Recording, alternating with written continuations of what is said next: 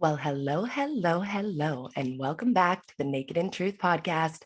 It is me, Sari D, and I am back today with a very special guest.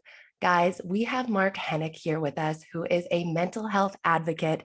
He is also the author of So-Called Normal, which is his memoir, and he is here today to tell us his story, which I know is going to relate to so many of us because I know that right from when we're young, all into adulthood, there's many moments where we feel like we're not enough.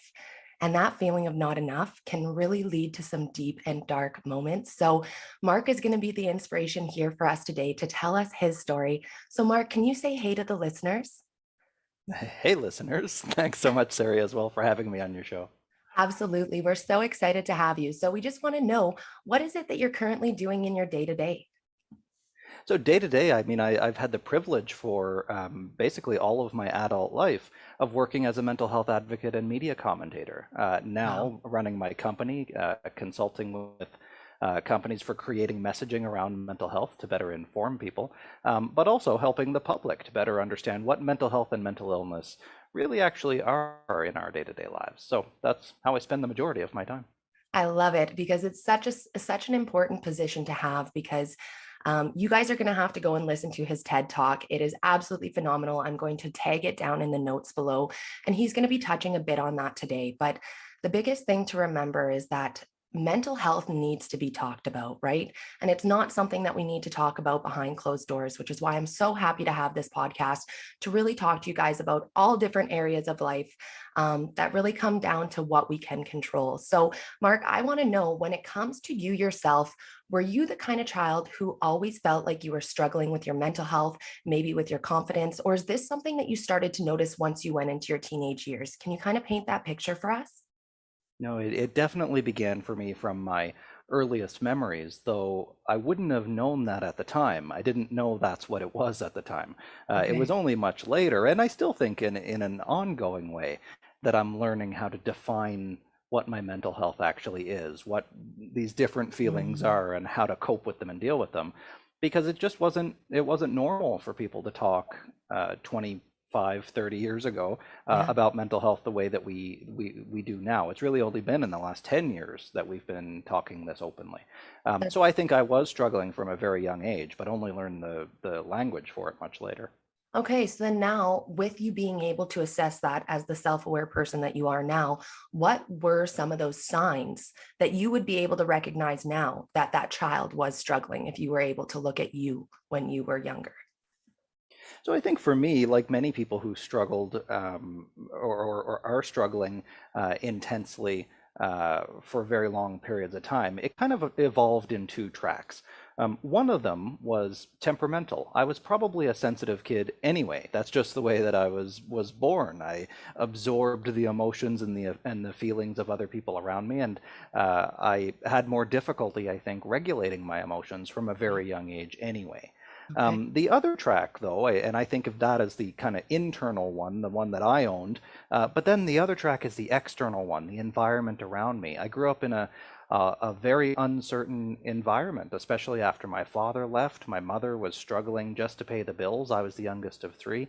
And then when we moved in with, my mother moved in with a man who ended up becoming emotionally abusive to our entire family, never really feeling safe at home or at school. So I think those two, I was vulnerable anyway, just by my constitution, but then being placed in circumstances where I think anybody would struggle with their mental health.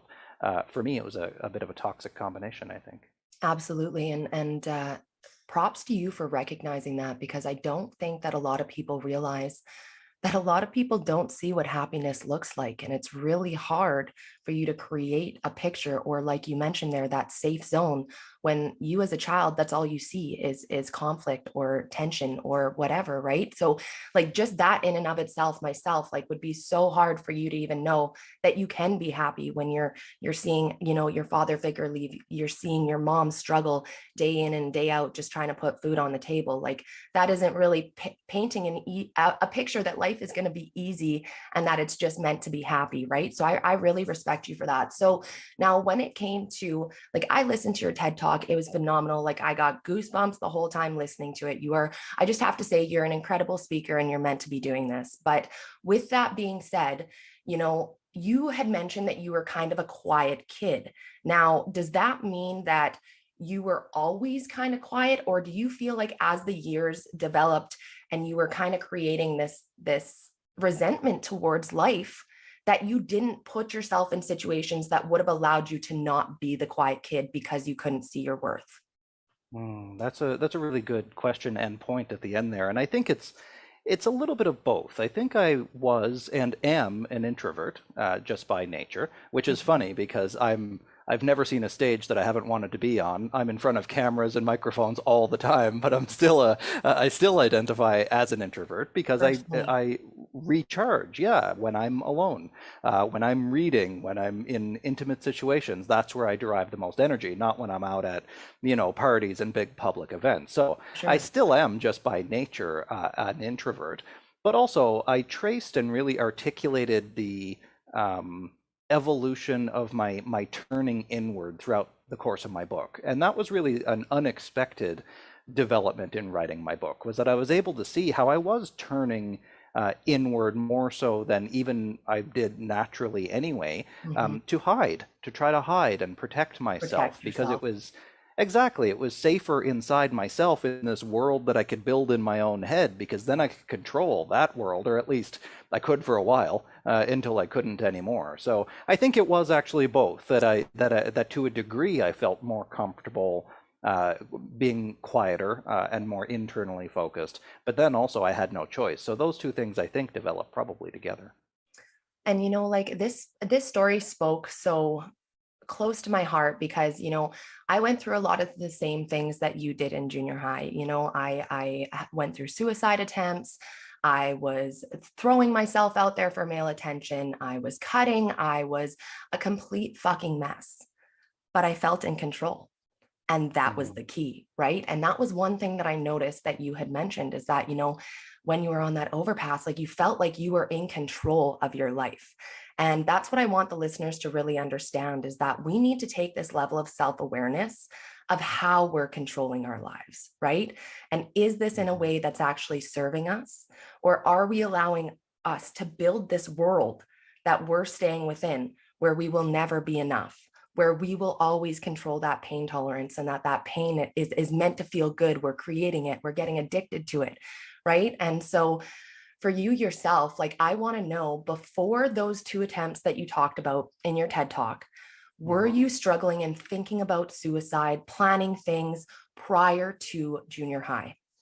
Yeah, so I was, and those two stories that I told in the TED Talk, of course, a TED Talk, I only had 16 minutes, and that's Yeah. even kind of long for a TED Talk. So I thought to myself, in the developing of that, how can we bookend this story? Yeah. And really, my objective there was to show a bit, 2 points anyway, that would show the progression, because this is so often how suicide in particular happens, how mental health problems and illnesses happen. Something will happen in my case that was very ill-defined, kind of not a whole lot of intent, but definitely a cry for help. And then, without getting that help, years later, I ended up, of course, having a much more dangerous suicide attempt when I tried to jump off a bridge in my hometown.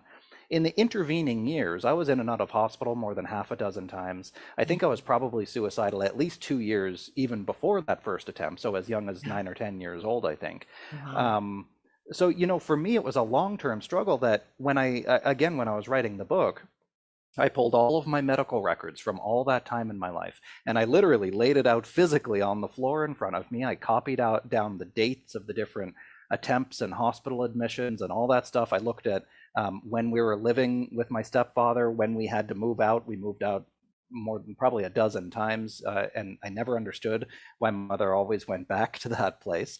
Mhm. But we were always in and out and always unstable. But when I actually stood back and looked at kind of the bigger picture of the trajectory of my childhood and adolescence, I couldn't help but think, well, of course.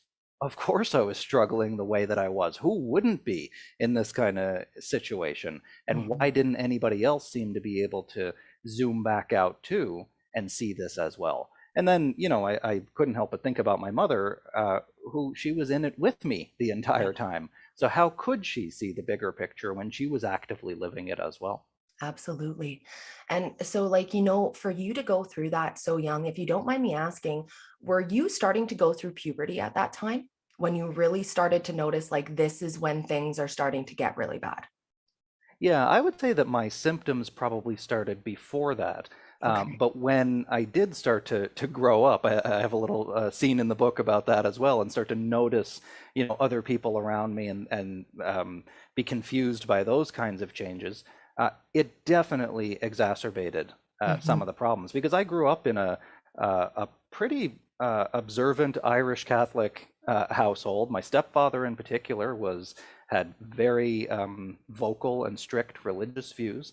So there was all kinds of stuff around sex and sexuality and how we behave and what's sinful and what's So not, what makes you taboo, right? evil and so many taboos, and then carrying all that guilt inside me as well, Mhm. not being sure how to express any of these changes that I was feeling, Yeah, and if it made me bad. a That was bad person. a bad person. That was a constant recurring narrative throughout my childhood. Am I bad or am I good? Yeah. For me, that was central.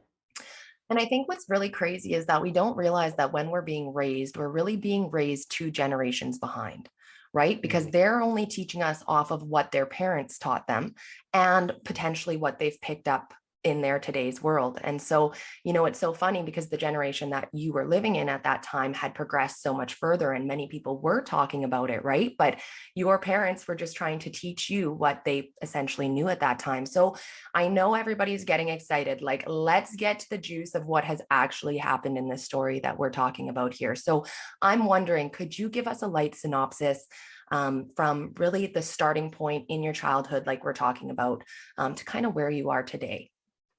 So after we had moved in with the man who I would come to call my stepfather, although he and my mother were never married, that relationship really fell apart quite quickly after that. And my older brother left and my older sister left, so I felt really very physically, literally alone. In his house in the country at the end of a long dead end dirt road surrounded by 100 acres of woods on every, so I was physically very isolated. Yeah. But then having that external world sink into me as well, having him always tell me, boys don't cry, suck it up, be a man, that kind of recurring toxic masculinity Yeah. that I was surrounded by every day. Making the transition from elementary school into junior high school, I think that's when things really started um, to pick up for me, or I Sure. should say, fall apart for me in many ways. That's when something changed because that's a significant life change for a young person to change schools, right? It takes away all Mhm. the habit, all the familiarity, and it's a new environment. So that for me was when things kind of fell apart, and I started to overtly express that I was suicidal. Okay. My school guidance counselor found out, brought me to the hospital because there was nowhere else to go. There were no other resources other than the emergency Yeah. room. And every time after that, I would be brought back to the hospital. I would stay for a couple of days in the inpatient psych ward until I stopped trying or threatening to kill myself, and then I'd be discharged back out into basically the same environment that I was in before that. And nothing changes if nothing changes. So I'd be okay for a while. I would struggle again, and I'd end up back in hospital again. If you don't That mind me happened. asking, were Yeah, they yeah. trying to medicate you at that time? Yeah, so I was over the course of the next 3 years or so on more than a dozen different medications in a variety of combinations, antidepressants, anti-anxiety medications, anticonvulsants, sleeping medications, all sorts of different things put together. So I felt like a zombie half the time anyway. And I really started to get a sense because I had spoken mostly to psychiatrists. I had a small number of interactions with psychotherapists, but I really started to feel like if all these incredibly smart people can't help me, then maybe it just meant I was unhelpable. Maybe it wasn't their problem that they couldn't fix me as though I was broken, but that it was my problem, that I was just born with a broken brain. I was one of the hopeless kind because they can't figure out what's going on with me. And that's really what led me late one night to a bridge in my hometown that stretched over an abandoned steel plant, which used to be the lifeblood of Sydney, Nova Scotia, but was largely abandoned by the time I was growing up. And I think I went there because I really connected with that place, that sense of emptiness and loneliness that that place represented to me. And I climbed up over the railing, fully intending to end my life, when a stranger stopped and he pulled his car over. He got out, he talked to me for a while, and ultimately ended up saving my life. He grabbed me when I let go of the railing. He grabbed me and pulled me backward over the railing and saved my life. That ended up being the last time that I ever tried to kill myself. And I didn't actually even realize that until probably 10 or 15 years later when I had the opportunity to meet that man again. No way. Oh my goodness. Okay. So that's a big kicker in the story that I was not aware of. Okay. So that's really good to know that you did end up getting to meet with this gentleman later on. We did, yeah. So when I had done the TED Talk, I still didn't even know who he was, and Okay. that's really what that was kind of the next chapter after the TED Talk, because I stand on that famous red dot. This talk goes viral all over the world. It's seen by millions and millions of people. There's Yeah. people sending me messages on social media all over the place that I was their stranger who saved them, which is wild to think about because I was just telling my story. That was never even on my mind how this might help other people beyond giving them permission to share their story too, as though they needed it. But after that, I had this incredible urge to find this person because I didn't even, to be honest, know if he was real. Yeah. I didn't know if maybe I had just made him up in my head because I needed a savior in my mind at that point. Totally. Um, so I had been developing, excuse me, relationships with media. I'd been doing more and more television. I started out writing for newspapers, mostly about mental health. But I had been doing more and more television, especially around the time of the TED Talk. So I asked a producer at a national news program here in Canada if I can come on TV and ask for the public's help in finding the stranger who saved my life. Because I had asked for the police records and there was nothing in there. I pulled the medical records, there was nothing in there about him. So I used the skills that I'd been developing all these years, which is to work with the public to try to find this guy. And Wow. within about an hour of that morning segment, I start getting flooded with messages from people who knew who he was. That he No. was living, yeah, still living in Nova Scotia. He's been working with young boys in crisis situations ever since. And that he had seen my TED Talk a week before I went on national television to look for him. And he had already written me a letter in case someday he ever found me. So it's like the universe was just pushing us together. Wow. Like you're leaving a girl who's never speechless here. That is absolutely incredible. And the fact that like the impact off of that. So like not only did he save your life, but you changed his life so much that it changed his purpose on what he felt like he needed to do. You know, like this guy could have had a financially secure job. He could have had it all built for him, but one experience in his life changed his trajectory of what his purpose was. And that was all thanks to you. So like the impact of really how many people have been helped on both sides is like phenomenal. So I am so happy to hear that you were able to meet up with him. Now, what I want to know is that you're helping so many people now. And, you know, at the end of your TED talk, you had mentioned that you want people to keep thinking about suicide Mhm. and you want them to keep thinking about it so that they can start talking about it. And when they start talking about it, then they can start going to get the help that they need to change it. And I want you to tell the viewers if you were able to go back to yourself, and I mean like 9-year-old Mark, and you were able to sit him down to make this story a lot different than how it is, what would you have said to him? I think I would have told him and validated for him that it feels hard because it is hard, that your feelings are valid and that they matter, they're important. They're accurate representations of the world around you, rather than just having somebody to tell you, especially as a little boy, but anybody, don't cry, don't worry, suck it up, Yeah, life is hard. I didn't need any of that stuff. I needed somebody to see me, to feel me, to be to with me, reassure. to reassure me into my very core of my experience, to validate me. So that's what I would hope to do for that boy too, to help him see that his feelings were just as legitimate as any adult feelings as anybody else, but also from there, uh, that he doesn't have to become them, that he can be in it but not of it. He can still feel those feelings. That's okay. But feelings are just data points. Feelings aren't facts. that they don't necessarily define who you are or what you have to do, that you can learn new ways to deal with them. So that's where I hope he would, I'd be able to help him to learn some of everything that I've learned ever since, which is how to better not only recognize my feelings, my emotions, but how to work with them, not against them. I think that it's been, a lot of things that we've grown with over the years. We really went from like one point and then just like accelerating to 150%. And what I mean by that is that for this example, we look at masculinity. Back in the day, it was the do not cry. You need to show that you're strong. Men don't have emotions. And then now we blasted it so hard that it's like we never found that middle ground for gentlemen, in my personal opinion, that you can be strong and you can have emotions, that you can love on your family and still be the protector. Like there's it's the yin and yang with it, right? But I feel Mhm. like we really lost that middle ground. And I think that this is just an important thing to bring up, that it's okay, whether you are a man or a lady or anything else, that it's okay to feel emotions, right? Right. And that those emotions um, don't depict who you are, but it's really important to know what's going on with them, because they will take over control if you allow them to, right? And so I want to know, how are you helping men and women today in order for them to be able to see their worth? Mhm. Well, I think that what you say is very accurate in that it doesn't actually matter if you're a man or a woman or anybody in between.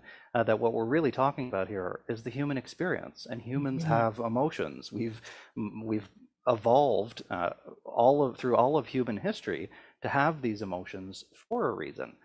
And what's I think exciting about emotion is that we don't have to run from them, that it's allowed to hurt, and that there's something good there. Something good can happen with it. That's your creative energy, your eros, your pathos. That's what drives you.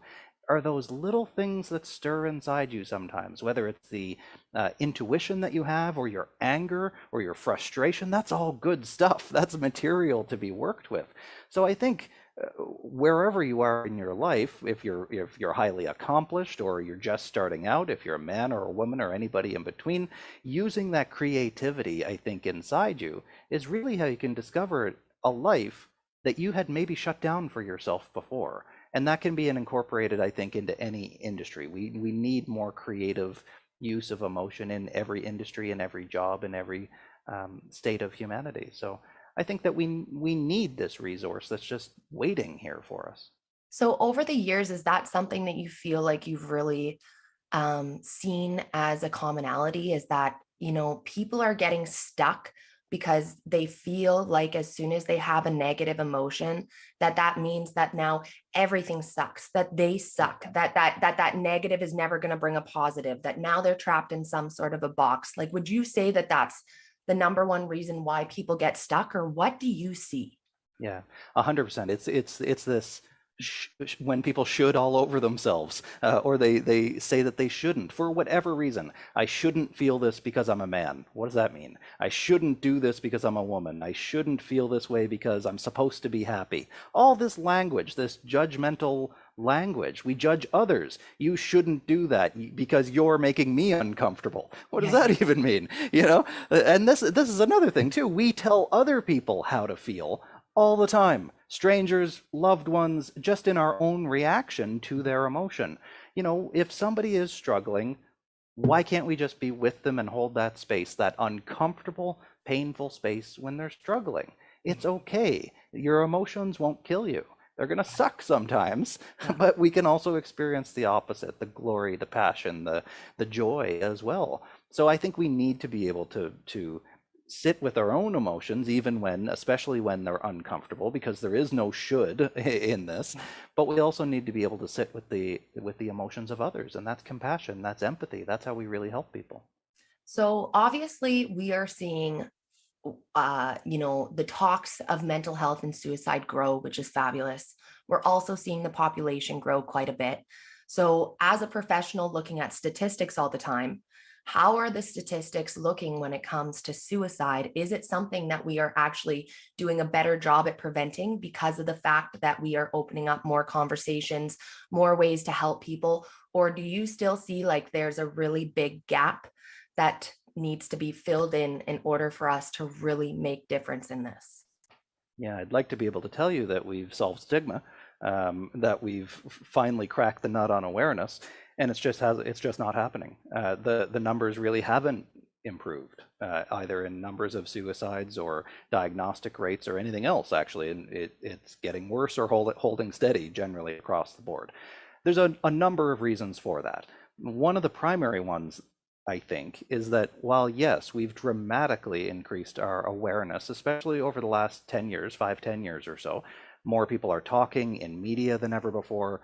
Millennials, Gen Z, and younger are much more likely than any older generation to not only speak openly about their own mental health struggles, but to actually ask for help as well, which is really important. That's the whole point of awareness. It's not just for the sake of talking, it's to encourage people to reach out for help. Unfortunately, I think that the level of awareness that we're having in public discourse still isn't very sophisticated. And Yeah. sometimes some of the messaging is not very helpful. Sometimes it's actually the More opposite toxic. of helpful. Yeah, exactly. Whether that's in the form of you hear a lot of talk about toxic positivity. I have some issues with that because it's a bit of a straw man. I actually don't really see a whole lot of people saying, "Oh, just be happy," as though that's so easy. But I do see people using biologically determinative language, as in, you were just born this way, is to be depressed. No, you weren't. There's zero evidence to support that. You have a different brain. No, you don't. Your brain is 99.999% the same as everybody else. It's incredibly similar to monkeys. You share a significant amount of your genes with a banana. There's not a whole lot of difference between you and somebody else when it comes to your neurological makeup. But I think it's that victim Yeah, mentality that we put ourselves in, where it's like, it's only me. I'm the only right. person who could be feeling this, right? And that's why it's like, there's something wrong with my brain. You don't understand because of my family, Right. because of what, right? So I Right. feel like you're getting into some really good stuff there. So please continue. Well, this is something that I tried to tap into, have been trying to tap into ever since the TED Talk, and even before that, this shrinking of your world that happens as you become sicker, as you become more vulnerable, as your mental health declines. Your world collapses in around you, becomes more narrow. It becomes more literal, more black and white. You feel this need to define yourself, whether it's Yes. by a diagnosis or by your experience, rather than just being like I am now. I am the universe. I am that. I am that. I am that too. You can be anything when you loosen up the boundaries of your perception of your identity, even just a little bit. But the opposite happens when you're struggling with your mental health. It calcifies and it darkens and it shrinks. And ultimately, what happens in that tight, dark, small place is that you realize that you can't escape, that you've overdefined yourself in all of these different ways. So I think we need more expansiveness in how we talk about mental health and mental illness as well. That yes, it does look a little bit differently for everybody, but far more people than we think have experienced trauma, have experienced depression and suicide attempts, have experienced personality disorders. We're actually not the only one. That our individual variation of it might be very individual because it's ours, but that doesn't mean it's necessarily unique. And that's where I think my advocacy work has really helped my recovery. That it's not just a job, that I do the advocacy work because it's helped to remind me that I'm not the only one out there who deals with this kind of stuff, that we're in it together. No, that makes perfect sense. And, I think that in a world where we're so connected, we are getting to be more disconnected and we're getting to feel more alone. And I think that that's where we're getting into a lot of problems with bigger debates, is because a lot of people are looking for a label to put on themselves to feel like they understand themselves, to also feel like they're included. And I think that that's a big thing that we're going through as a society. But I really wish that people could understand how great they are, and that, we're all made differently because we are able to bring something very special to the table. And us all being able to collaborate together really is what builds such a beautiful world, instead of feeling like it's so individualized, right? Right. And not only are we made differently, we change. We Yes. routinely We change. grow. We grow. There's this idea, and I used to see this all the time, especially with teenagers who get their first couple of diagnoses for the first time. You always remember. I remember my first diagnosis. You always remember your first time. Um, but there's this tendency to collect diagnoses as though those mean anything. The point of a diagnosis is supposed to be descriptive, not prescriptive. It's supposed to describe as closely as it can anyway what's going on inside you, so that way you can get some help getting out of it. It's not a definition that's applied to you such that you can then go out and say, I have depression and anxiety and ADD and autism and BPD and social anxiety disorder, a laundry list of things. Well, no, actually you probably don't. Yeah. To be honest, from a diagnostic perspective, there's probably a small number, maybe even one thing that explains all of those various experiences. And that But thing is that really probably reflects trauma. and it's probably trauma. Thank you. Yes, it very likely is. And what's good news about that though is that when we actually get to the nub of it, to the core of it, and define what's going on, then we can change. Yeah. Then we can move. Preach. The definition, the diagnosis, that's not the end point. That's the starting point That's exactly on the it. way to the next point. And it's such a good point there, because people think that that label is the end spot, and then that's where they get to live now. So I am this person, and this is who I'm going to be for the rest of my life, right? And I will always have to, whether it's take medication or whatever. So I have two last questions, because I very much want to respect your time here, but they're big questions, so I hope you're ready to be on the hot seat. As somebody who has obviously been on quite a few different medications, you have had medications overlapped on top of each other. I'm just going to be honest. In my personal opinion, there's absolutely no way that they've ever tested all of these medications being overlapped on top of each other and how they're affecting somebody. I also do not believe in the fact that pharma loves to just give out these heavy prescriptions without doing any back checks into how their mental health is, how they're currently doing with addiction, so on and so forth. The other thing that I am not okay with is the fact that pharma is giving these out and not wanting to have any, like if they're giving out medication for depression or anxiety or anything like that, they're not setting them up with even monthly appointments to do check-ins to see how are these changes being made. Like you said, the medication is not actually making any changes.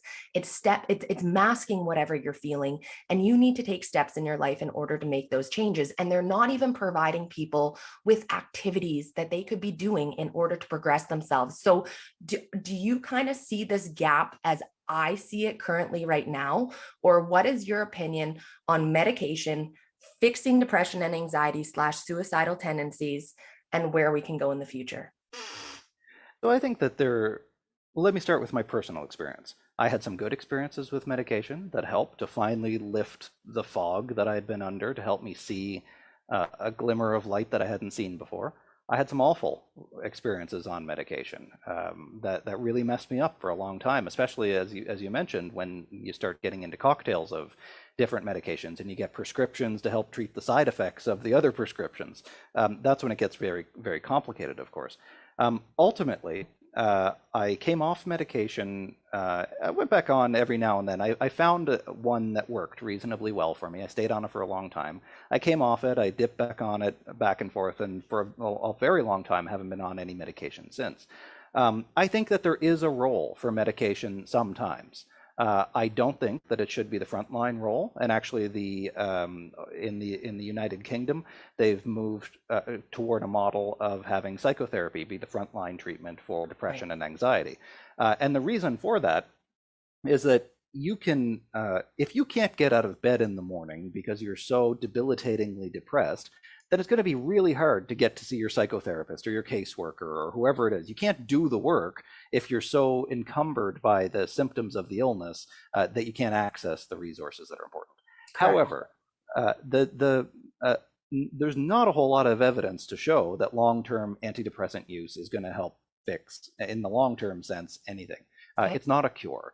It might help you with the symptoms, and it does for about 30% or so of people. Okay. which is pretty low when you think of it. What For will sure. help very likely with the long-term recovery, according to most of the research, is psychotherapy, evidence-based psychotherapy, to actually learn how to cope more effectively. So I'm supportive of a combination approach, but That's what you're I also think. right. Yeah, you're also right in that medication is still the frontline treatment. Antidepressant medications and anti-anxiety medications are among the most widely prescribed in the world, but especially in Canada and the United States. And it's not really making a dent in people's recovery rates in any meaningful way.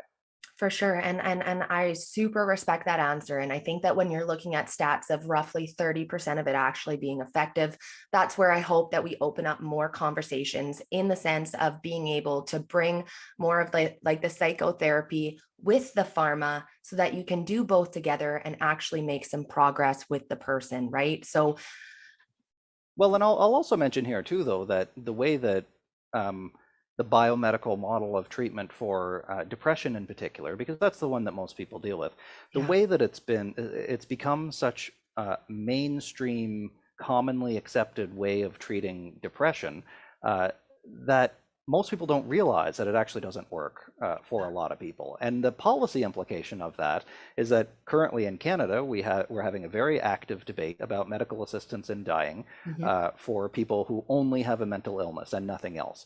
hmm Um, Specifically, if you have major depressive disorder, depression will never kill you. Biomechanically, it will never kill you on its own. It's not a yeah, terminal condition. for sure. But we have people who have been suffering grievously with depression for 20, 30 years. And they will come and they say, I've tried everything and nothing works. But then if you actually take a step deeper into what they've probably tried a laundry list of medications. Asian, yeah. Now, of course, that's not going to work for everybody. We already know that. But the Mhm. consequences then, that person feeling like they're the failure Yeah, because they've failed they're their broken. treatments, they're broken. And that's not the case. There are other interventions out there that work better than medication that that person probably didn't have access to. Beautiful. Okay. So, such good information, which is going to lead us into our last question that I have for you, which I think might be the most difficult. And I hope that you have the answer because I think anybody who has felt in a really low spot before, who has contemplated suicide, or who has actually been in that moment trying to commit suicide, the hardest thing to do is to ask for help. When you're hurting, it feels good. Like we talked about, you're putting yourself in that box. That's your safety box. You're in control. How do you get somebody to ask for help when they are in that spot? Well, I mean, what I would remind myself for so many times, especially after I relapsed, close after my initial acute few years of struggle, if you have nothing else to lose, if you feel like you have nothing else to lose, you might as well try everything, especially the things that are the most unexpected. Mhm. Because consistently, what I found in not only the turning points that turned bad things, subjective bad things inside me into good experiences, but that have turned good experiences into incredible experiences, have always been unexpected. It has always been ways of me leaning into saying something and saying, oh, this is going to suck. I don't want to do this. This is going to be terrible. And then it turns out to have an incredibly profound impact on me. So I think that the irony of it is that when you're struggling with your mental health, especially if you've had a history of trauma, it's all about control. I need to get control of my mind. I need to get control of my life and my family. And I need to control what everybody else thinks of me. Mhm. If you just loosen your grip a little bit and you let go of that control, that need for control, and you just lean back and let it unfold a little bit, you'd be surprised what happens when you Well, just yeah. relax into it. And that's such a great point because the reality is that your control kind of sucks right now, right? You're not in control in the way that you hope to be in control. And like what you're saying is that if you're in a spot where you're hurting and you haven't asked for help before, but you're still not where you want to be, asking for help might be that step that you need to take that step forward. But we're so, I think, afraid to ask, or we're in that mentality where we need to do it on our own. You know, it's our responsibility. We don't want to be a burden to other people. Yeah, so I think We that get that's stuck, really we get good. stuck and rigid, and consistently the pain, the suffering that you're feeling doesn't always come from the situation itself. It comes from the friction, the resistance that's created in you saying it shouldn't be this way. I don't want this. I don't like this. That's what's causing the friction. So I think if we want to change, then we have to accept who and what we are. Beautiful. I absolutely love that. So, is there anything else that you would like to leave the listeners with on this podcast episode for a piece of advice or inspiration? Well, I hope that, and this was the final message of my TED Talk all those years ago as well, that people share their story, that we fall into this trap of thinking that our story doesn't matter, of thinking that our individual humble story can't change the world. And it can. In fact, it's the only thing that ever has stories. Yes. So your story is important and relevant, and you need to share it because I guarantee you, even if it's your millionth time telling it, there's somebody out there for whom it's their first time hearing it. And that's what makes it all worthwhile.